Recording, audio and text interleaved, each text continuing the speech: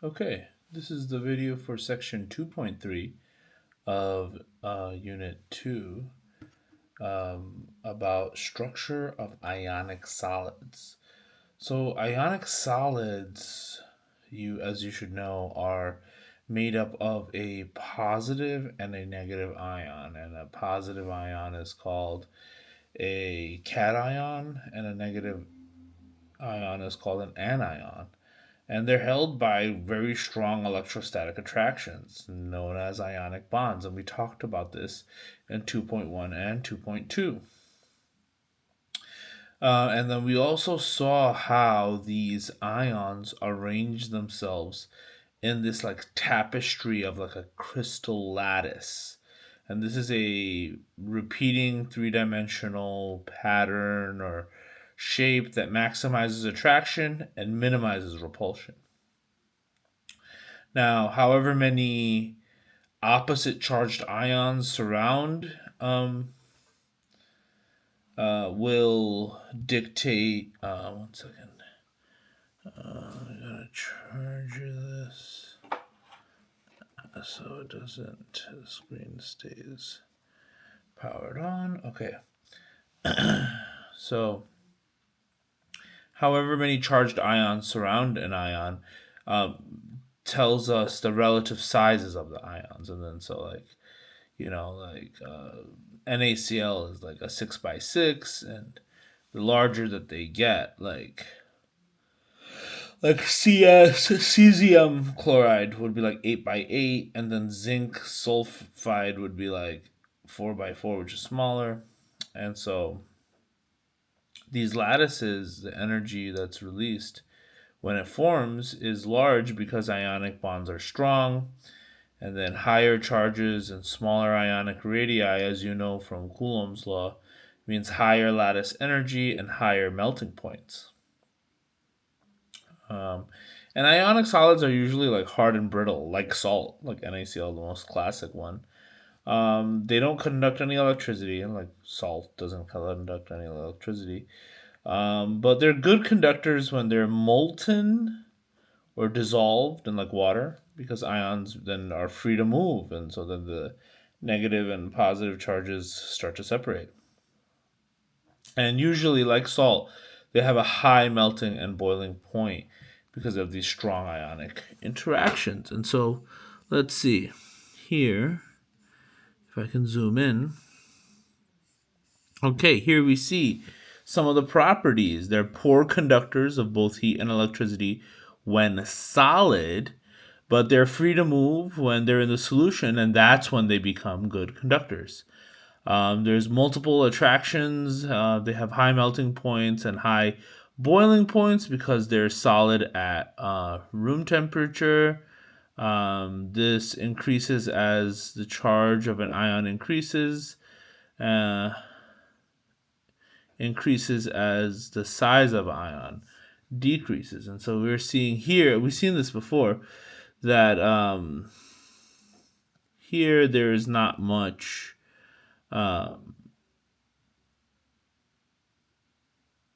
electrical conduction here, right? And so once the charges repel and they break, then the crystal, it cracks, and now there has a charge. And this kind of happens with like the salt, for like when you put salt on the road. So this directional nature makes it difficult for ionic bonds to form easily, and they tend to be very brittle, so that they can break. Okay, and then next page. So here goes that lattice we were talking about earlier. So let's see what's going on here. So a lot of things happen during the formation of ionic compounds like NaCl. Typically, the metal is a solid and will be necessary to break apart the metal atoms, breaking metallic bonds in the process. Typically, the non-metal is a molecule, and covalent bonds will need to be broken. So here we see this like bond energy or dissociation of this chloride-chloride bond to just two chlorines. The metal atoms will then need to lose electrons, and then we see this sodium atom generate a positive charge because it is losing an electron, while the non-metal atoms gain electrons. And we see the chloride gains the electron. Well, that makes sense. So you have the Na positive and the Cl minus. Okay, notice that most of the steps involved are endothermic. So our gaseous ions are very high energy, very unstable, and that makes sense because they move around so much. They have a high potential energy and kinetic energy.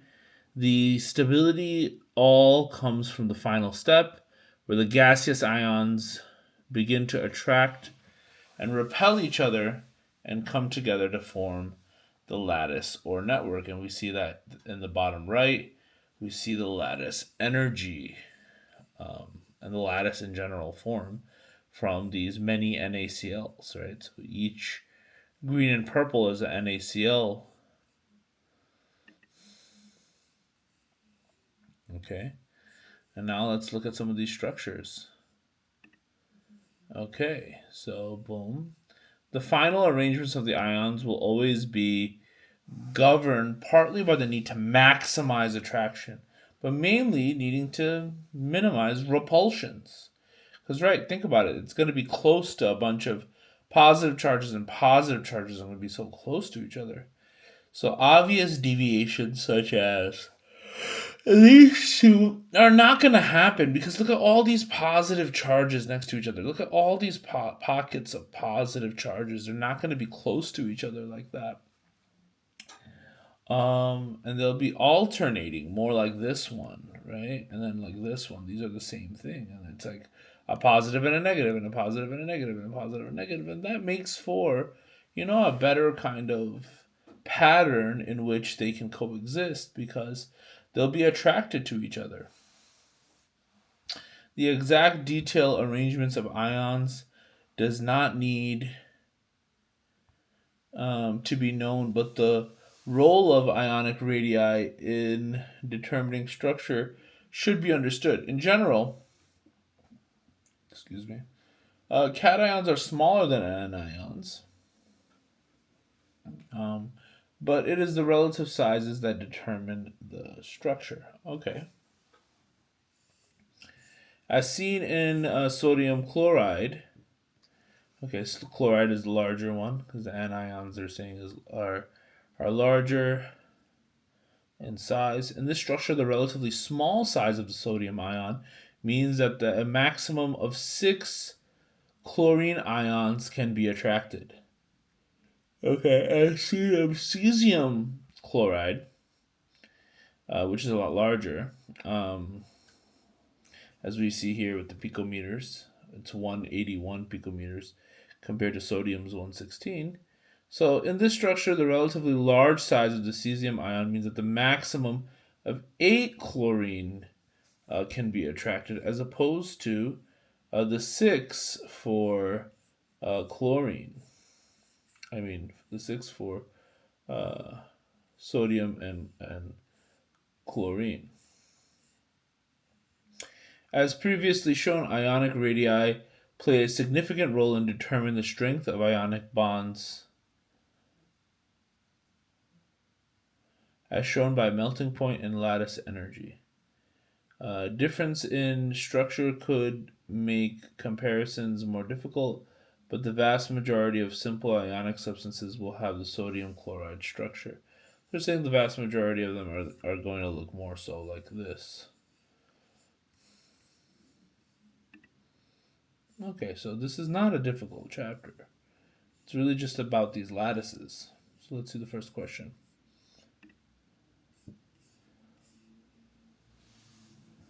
Which of the following correctly indicates whether the solid represented by the particulate model shown opposite conducts electricity and explains why or why not? So this shows a fixed crystal lattice of positive and negative ions. The ionic solids do not conduct electricity, remember? As solids, because because the ions are locked into place, right? So let's say it conducts electricity. So that's definitely not true. Uh, Remember, they don't conduct electricity.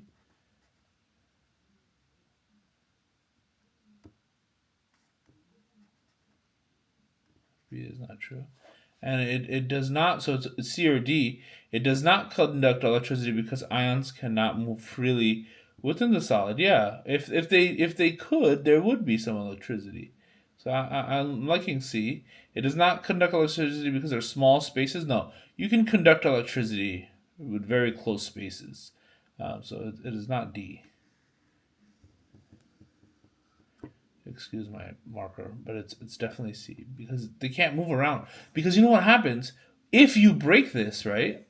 And then you put it in water, then all the positive charges and the negative charges can conduct electricity, right? And we saw that in that image earlier where they broke it and they showed this half that had, positives and negatives and positives and negatives, and it showed the electrical charge it had with the other half that had positives and negatives and negatives and positives. It shows that it has this electrical charge. Next question. This particular, this particle level diagram, yeah, zoom this out. That's too zoomed out. Okay, let's just read this first. Um, the particle level diagram opposite represents the structure of solid potassium fluoride. Although the molar mass of potassium chloride is greater than that of potassium fluoride, the density of potassium chloride is actually less than that of potassium fluoride, which the following represents the structure of potassium chloride best help to explain this phenomenon. So this is solid potassium fluoride, and they're asking us out of these which one. So let's see. So they show us what potassium fluoride looks like, where the potassium fluoride are relatively close to each other, and because remember, whichever one has the anion tends to be smaller. So this is a negative charge, so this will tend to be, where do we go? This will tend to be smaller, right? Because anions are smaller. Okay. And then we also know that in KCl, the Cl ion is much larger than fluorine because larger anions force greater spacing, so it should be a little bit larger. So even though KCl has a higher molar mass and it weighs more, although this one weighs more, so this weighs bigger. Or we could just write bigger mass. Bigger mass. Um, Cl ends up taking more space because remember, Cl minus takes up more space. So since this one has the ions further apart, and it makes the lattice less tightly packed. So anions are smaller. So here's one where the positive charges are bigger, much bigger than the smaller charges. And this one also kind of looks spaced out. So I'm going with, let's see. It also shows that KCl, I think this is KCl, has its density is less than this, and it has bigger, you know, positive charges, and so that's a big thing because this K positive is supposed to be bigger, and the Cl is supposed to be smaller. So I think this is an accurate representation. This is a good lattice. Okay, moving on.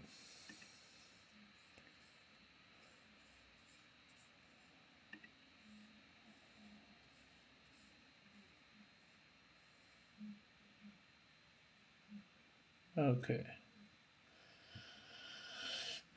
So the energy required, so they have these two compounds and they have their lattice energy. And the energy required to dissociate an ionic solid into gaseous ions, lattice energy for the compounds sodium fluoride and magnesium fluoride, are shown below. So, on the basis of Coulomb's law, which of the following best helps to explain the large difference? So, remember Coulomb's law, right? Is usually they put F for force of attraction is proportional to Q1 Q2 over R squared, and that's not a minus there, it's just my pen. And these are usually in a absolute value. So the distance in between the two have to be pretty small here, right? Because of it's so large, right? This number is so big that the smaller this is, you know, the bigger this gets to be, right? So let's look at the answers. The solubility of MgF2 is less than NaF. Well, we don't know that, but they're both. This has a +2 charge, and this has a -1 charge, but there's two of them. So there's -1 charge, but there's two of them. So that's not necessarily true. The electronegativity of Mg is greater than of Ma. So let's see that on the periodic table. Mg is here, and then Na is here. So Mg would have greater electronegative because remember, the trend goes this way, right? So that's also not true. So it's definitely not B.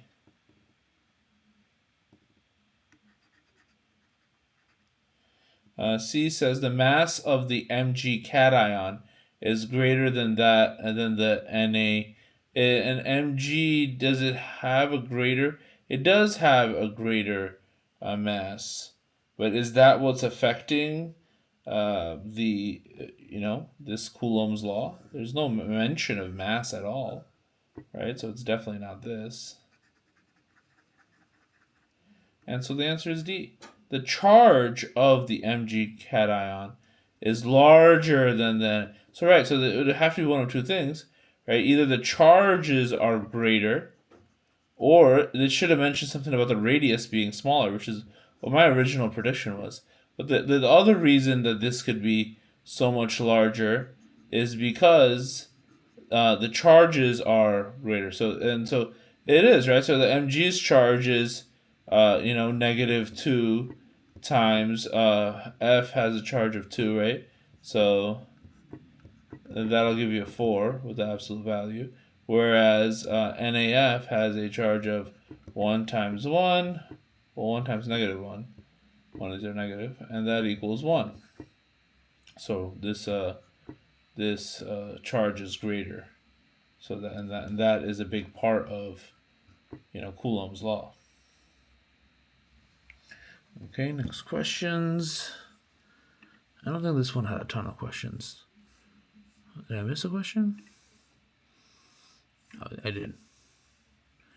Of the following diagram, which represents the structure of solid KF? So off the bat, I could tell you it's not. This is gas, right? This is not a solid. This is a gas, right? And then we just read about this where these would not work. I forget what they called it. Where were we? Here we are. They said these would not happen. These are obviously deviations, and you want to minimize repulsion. You need to minimize repulsion, right? You don't want these two next to each other. You don't want these two or these two next to each other because, opposites attract, but that's not the issue here. We want opposites attract, but like charges repel, right? We don't want that repelling to happen, right? Let's go back here.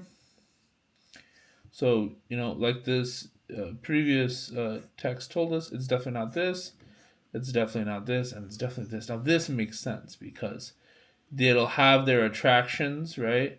But very little issues with like charges and repelling, and that's what we want to avoid. We want to avoid repulsion.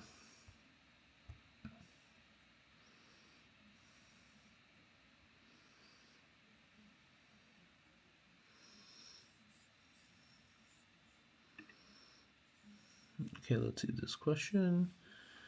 I believe this is the last question. Yeah, it's the last question. Let's zoom in. Which of the following diagrams best illustrates how a displacement in an ionic crystal results in cleavage and brittleness?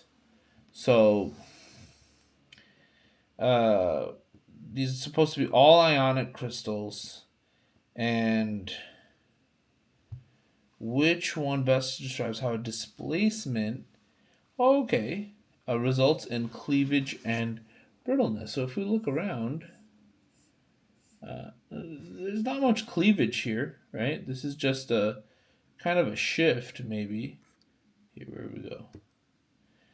This was a straight line, and this is just like a dip. So this may be like just trying to fit in somewhere.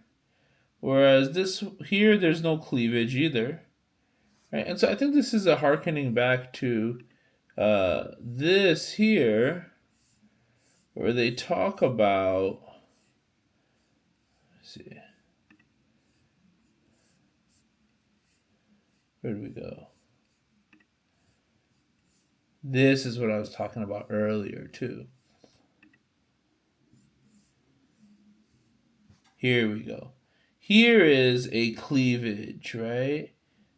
So here is the cleavage breaking, and then this is where we get these charges and this electro interaction, right? And so it has to crack.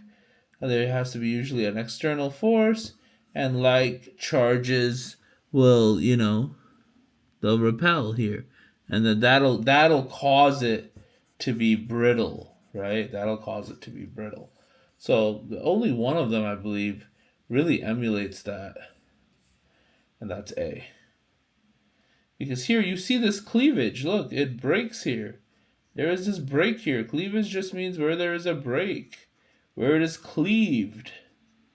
And there is this break here. And once this break happens, then there will be two sections. I'm not going to draw the pluses and the minuses. And that will cause cleavage and brittleness, and that'll eventually cause even electrostatic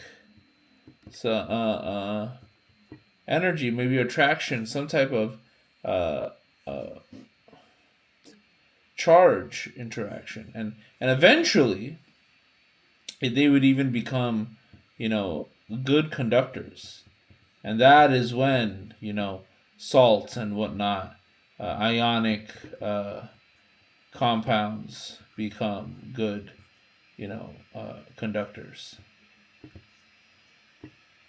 And that's all for this video. It's a pretty short one.